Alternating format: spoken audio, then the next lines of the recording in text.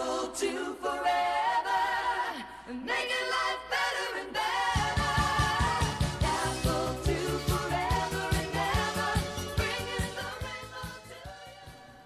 Hey everybody, my presentation today is about the Pico Micro Mac, which is all about building a Mac 128K using the Pi Pico. I want to thank the KansasFest committee for letting me come and talk to you guys today. I hope that this is interesting. I know that it's kind of more Mac stuff and we're more of an Apple II crowd, but sometimes it's fun to see what is going on in other communities, right? So, yeah, absolutely. Don't clap too much, you haven't seen the presentation yet. But anyway, hi everyone. Oh crap, I wrote everybody. It's Ron from Ron's Computer Videos. Actually, my name is Ron McAdams. I got started in the hobby when I was a kid. My school had one Apple II Plus. It sat in the library. Nobody did anything with it. But I asked the librarian about it. She showed me logo. I drew some things on it. She showed the principal of the school. The school was like, wow, this is really neat. They had me go classroom to classroom and have it draw the things and show folks. And the next week when I went to book computer time, I couldn't. Because everybody was now booking time on the machine. So it was kind of unfortunate. But it was nice to get people excited about the hobby, which I think is what KFest is about and what everybody here kind of does in their personal lives. Spreads the joy of retro computing and tries to keep that next generation kind of going. But we'll start with a little bit of hardware. Everybody's familiar with this stuff, but I've got like 20 minutes to kill. So the original Macintosh, later known as the Macintosh 128K, it's a Motorola 68000 running at 8 megahertz. Has 128K of RAM, 64K of ROM, a single-sided Sony 400K floppy, which was kind of an innovation at the time, especially compared to what their original ideas were with the Twiggy and all of that, and has 2 serial ports for getting data in and out of this thing. And what we're going to use for our project today is the Raspberry Pi Pico, which is a Cortex CPU running at 133 megahertz. It's got a whopping 264 kilobytes of SRAM and 2 megabytes of storage, so you can do a lot with that. There are some models that you can get that have additional storage, but we're going to just stick to the stock Pico today. It has a 1.1 USB interface and some GPIO, which is of special interest to us. So about a month ago, like a month and a day or two ago, there was an article on Tom's Hardware all about a guy who had a project, and that project was he had written a Macintosh emulator that would run on Pi Pico hardware. Who here has used the Pi Pico for different projects? Like there's the Blue Scuzzy project makes a lot of use of it. There's a lot of like video converters and like terminal emulators and all kinds of great stuff. I mean, it's a fun piece of equipment for $4, right? Well, the article talks about how he had written this emulator and he had created some, basically like a circuit diagram. And you too, in your own home, could save about, I don't know, $7,500 building a machine compared to 1984. And so I went over to his project page, which is kind of fun, and read about the project. And he's in the UK, so with exchange rates, there's a little price difference, but £5, but. He had all the information out there about what inspired him to write the emulator, what inspired him to start playing around with this on the Pico, and what he, and just kind of like, about getting retro Mac people excited about that. So I thought, well, I'm pretty okay with stuff. I could probably put one of these things together. So the hardware that he shows on his website is basically some perf board, a Pico, some resistors, a hacked up VGA cable. That's okay, but not everybody solders, right? Not everybody has, even if it's not like specifically like a skills issue, it's a time issue. I'm one of those people that I've got like 8 hours a week to do the hobby. I don't want 7.5 hours of that or setting up to do the hobby. So I thought, there's got to be other people like me. So I went ahead, got out there on Easy EDA, which is a free website for doing design that JLC PCB makes available to users. And I made a board. And what the board does is makes it where you don't have to do all the stuff with the perf board. You just take your Pi Pico, you solder it on there, and away you go. Huh? You don't have to. You don't have to, because as will be explained later, there are options for people that just want a completely turnkey experience. So I made a little video on my channel and just kind of showed it off and showed it in action, which I got some good feedback on it, and that's why I wanted to come and share it with you today. So what's actually the software that runs on all this? Well, or how do you actually get your Mac software on the Pico? Well, there's a process where you can use the RP2040 software development kit to basically make a flashable ROM using a disk image that you could create using an emulator, or if you're like, heck, I've got my disks from my 128 back in the day, a 400K disk image, and I want to just go ahead and load that up and see what's on it and play around with it. Yeah, you could directly use that image as the base for your compiled firmware. It's just like any other Pico project. You plug it into your machine, you hold down the button on top, it shows up as a drive, you drag your firmware over, takes a few seconds to copy, it flashes itself, then it's ready. Or our good friend Eric Helgeson from the Blue SCSI project actually has created a web page, which you can go to at picomac.bluescsi.com, that basically you take your image, you upload it to the website, it does all the magic. You get the file, you flash, you're ready to go. Yeah, I know, thank you, Eric. But what's nice about this too is that there's lots of other great tools online if you don't have an actual Mac to play around with. Like there's infinitemac.com, or is it org? infinitemac.org.com. Well, I feel bad. I'm looking at Joe like he was going to save me, and he was like, no, I don't know either. But yeah, that's okay. But there are websites out there, or you can use emulators like Basilisk 2. You can use Mini VMac, whatever. Configure your image, make it look how you want it to look, upload it to the website, and you're ready to go. So let's do a quick demo. I'll show you the equipment. I'll show you how fast it boots up and some of the fun things you can do. There's some stuff that I have configured on mine that's maybe outside the scope of what the emulator does, or the emulator kind of calls for natively. But if you think about it, the project actually doesn't just use a Mac 128K ROM. The Mac Plus ROM has been pretty well documented and disassembled at this point. You can pull things out of it like, gosh, what's it called? The smart disk, or the smart port drive for the Mac, the HD20 support. He's imported that into the ROM. There's also support for HFS, so you can run some newer versions of the OS and actually have folders and fun things like that you couldn't under the old file system. And you can also set up a disk image that's larger than 400K. You're really just kind of limited by the storage on the Pico, which, when you think about overhead, 1.25 megabytes is probably a pretty conservative kind of measure, but then also gives you lots of good space too. So give me 1 second. I'm going to set up my camera. I'm going to plug it all in, and you guys can take a look and see what it looks like.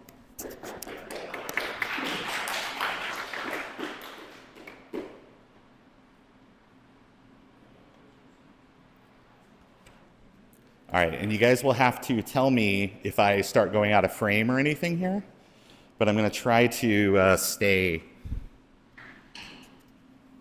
in frame.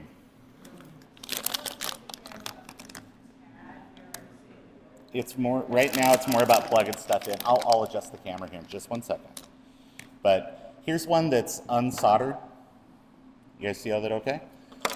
Here's my little sample one. Again, it's got information about the project page, all that good stuff on it. But connect our VGA.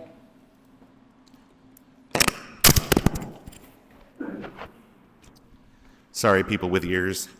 Turn that. But this little adapter that I'm using that's plugged into the mouse, this is a USB on-the-go OTG. Basically, this allows you to kind of like if you have a hub or something like that where you can connect multiple devices. So you could hook a keyboard up, a mouse up, all that good stuff. But plugs into the Pico.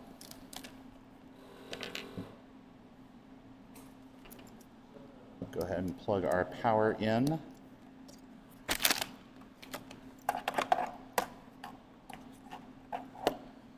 And contact.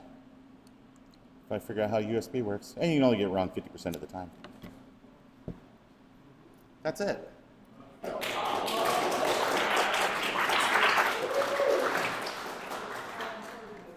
That's how quick it boots up. And again, it supports some, it supports folders and things like that because you've got, whatever it's called, HFS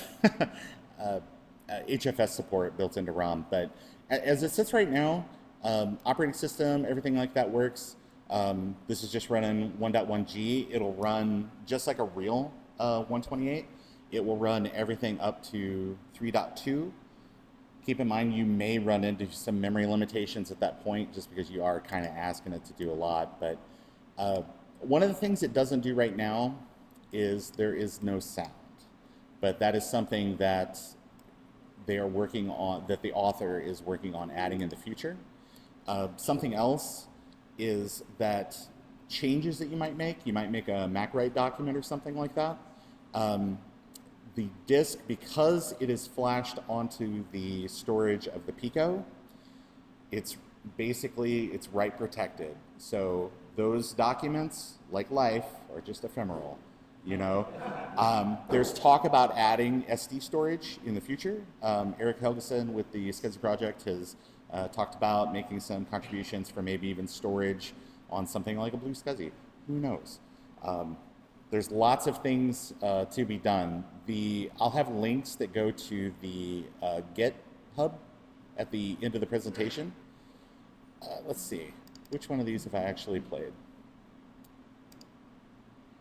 Which one of these? I don't have a keyboard hooked up at the moment, but games and things like that do play a little fast. Again, this is like the 0.01 release of the emulator. So as time goes on, things will get a little bit better.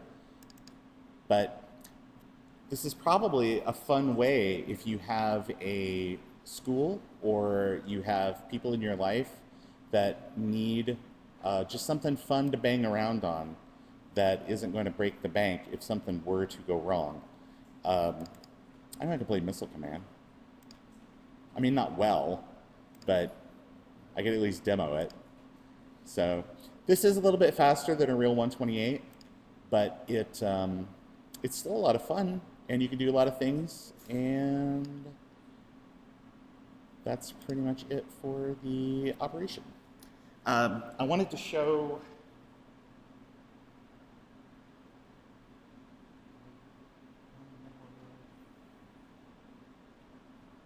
I was going to say I'd hit the button eventually, but I wanted to say one other thing. There were a couple of people that saw this online and were like, hey, I'd really like to buy one of those, but I only made 30 of them because I had no idea that anybody even be interested in this.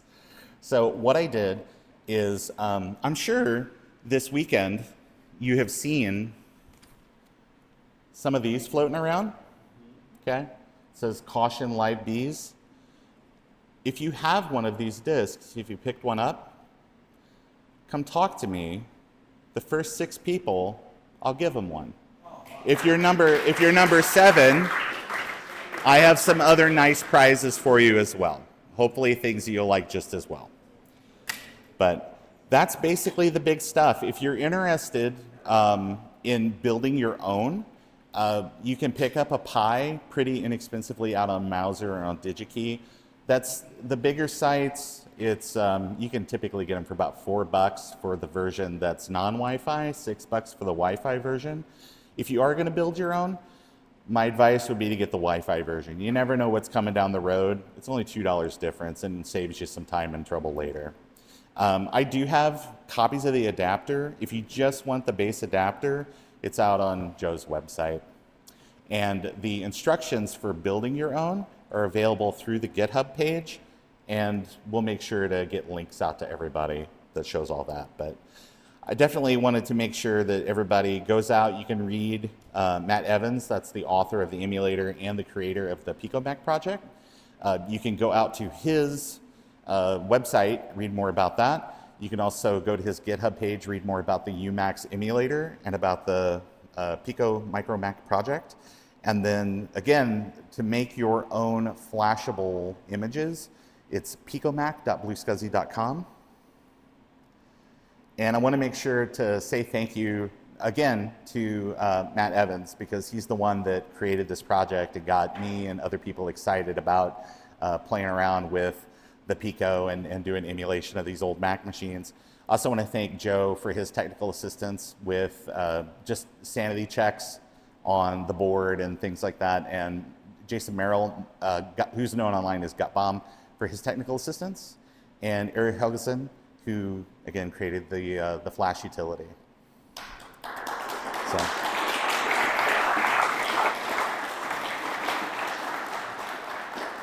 So if anybody has one of those, what I'll do is I'll sit somewhere out of the way, and if you want to come and talk to me, I'm more than happy to give you one. And if you need a Pico or something like that, I'm happy to give you one of those as well. So, all right. Thank you, everyone. Hey, good morning, everybody. I wanted to thank everybody from the KFest committee. I wanted to thank all the people that have been attending the sessions. There's been some really great conversations in Discord. There's been some really cool conversations just here in whatever the heck, Zoom itself. So, but yeah, I'm here. I can answer any questions. I'll tee up kind of what I was talking about at KFest, which is there's a cool project that started, I don't know, maybe earlier this year.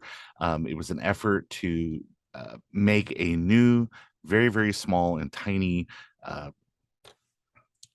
Macintosh emulator.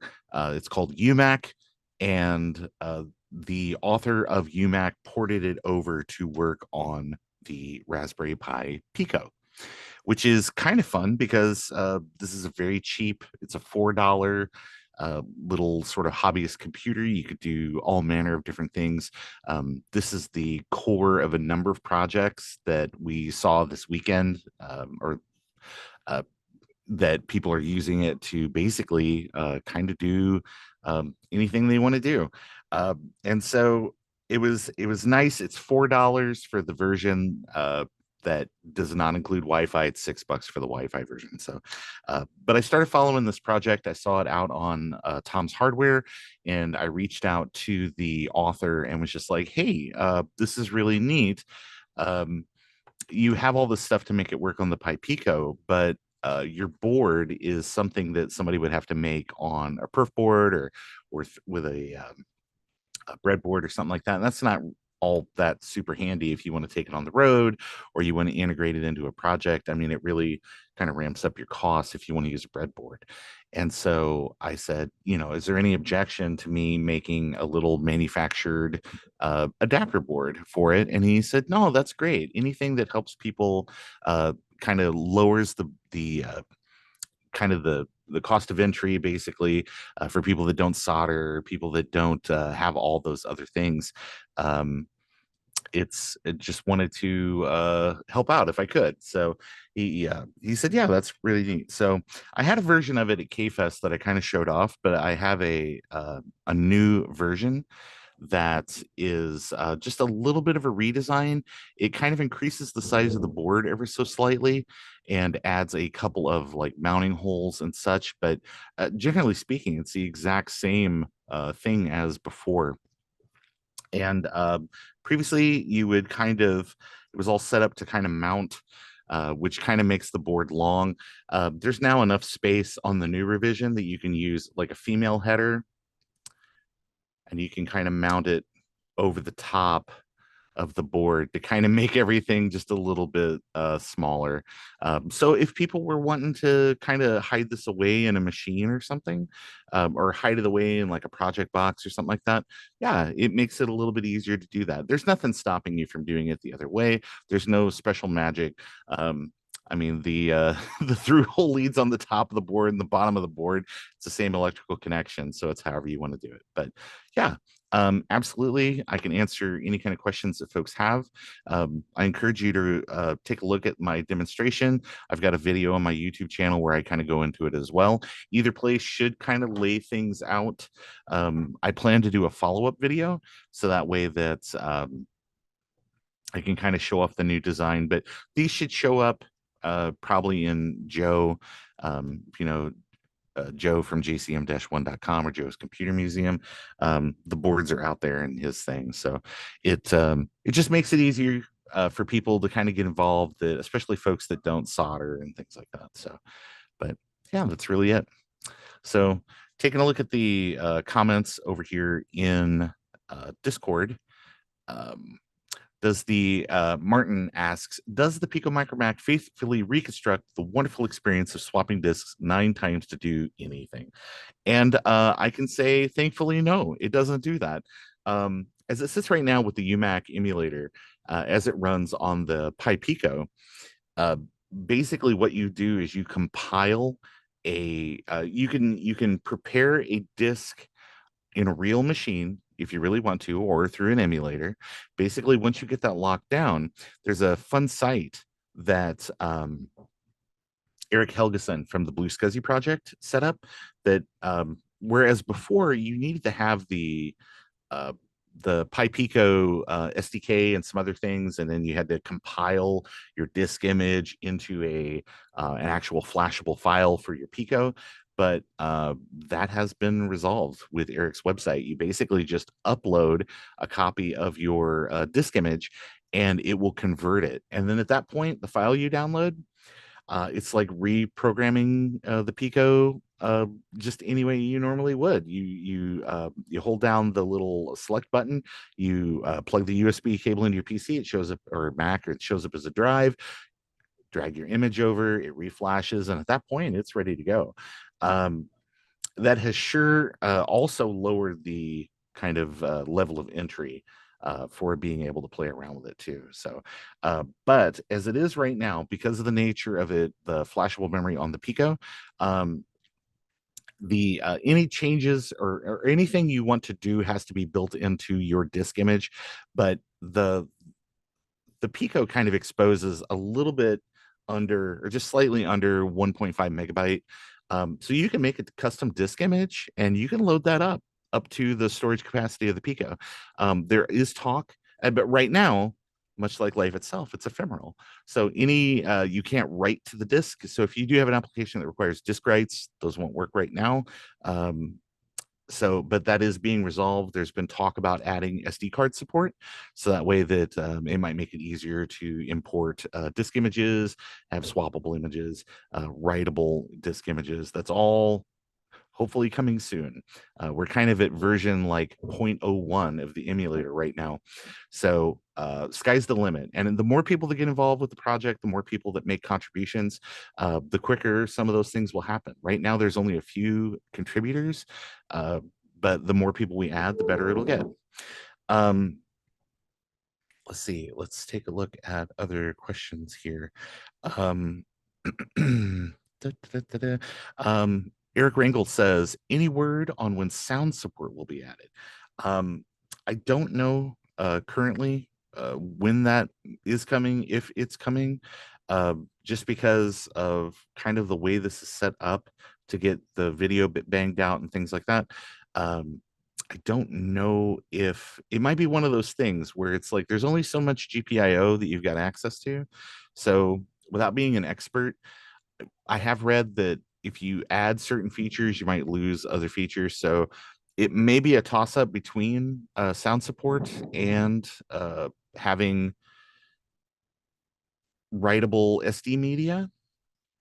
But in talking with the author of the emulator, he's still investigating all options.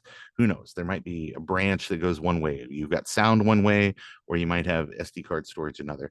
Um, I I think that if you were going to put this, like I personally, as someone who works in education, I think that this is like a fun little project for people that want to make a machine that you could maybe park in a like a kids museum or in a classroom, and as it says right now, not worry about if kids are going to nuke the machine by dragging something somewhere that it shouldn't be. So right now that's kind of a feature, but in the future, again, that could all change. So if you need writable disk access, maybe that's going to come. If you need sound, maybe that's going to come. Again, just early days. Micah says, "Did I understand from an earlier comment that your that with regarding Mac Paint that disk write support would be pending on the emulator?" Yes, yes, yes, yes. Because Mac Paint has a couple of issues. The very, very original versions that ran on the 128, they don't run on later machines. Like the 1.0 version absolutely requires like a 128, and then it gives all kinds of errors and problems like that if you try to run it on later hardware. And then the later ones absolutely require like disk support. The way that the emulator is kind of set up is that you have a oh gosh. It's the ROM of the machine is actually kind of a 128KE because it's the original 128 ROM, but it's got some things that are kind of imported into it just to for future expansion of the emulator. So like it has HD20 support, it's got HFS support, it's got some things that come out of the Mac Plus ROMs, since that's very well documented. Um, that kind of add that and make that a little bit better. So a lot of stuff's coming. I don't want to run over my time here, but I could literally talk about this thing forever. It's been such a fun project to kind of put this together. Again, my side of things is really just trying to lower the barrier of entry for people that want to play around with it. I'm one of those folks that was very, very fortunate to have that Radio Shack 101 project kit. As a kid, I made like 400 crystal radios and and just kind of played around with like LEDs and stuff like that as a kid. So as a adult, it's very gratifying to be able to make little things that hopefully make people's life slightly easier. Um, but I absolutely look forward to any kind of feedback that people have about the emulator, about the adapter, and all that type of stuff. And again, thank you so much to the KFest committee. Thank you to everybody who was there in person that came up that asked me tons of very intelligent questions, even ones I maybe couldn't answer, about the emulator and about future things that are happening. I know that Stu that was there in person actually soldered one together on site, and he didn't have a USB on the go hub, so he couldn't play around with keyboard and mouse, but he soldered it together and it worked. It booted up and it had video, and he was like, wow, this is really great. And he sent me a video the other day that he and a friend when they got back home were able to actually play some games and stuff on it. So right now it's the emulator itself does run a little fast. It's not really clocked to actual hardware. Again, early days, but the more people that get involved, the more fun things we can do.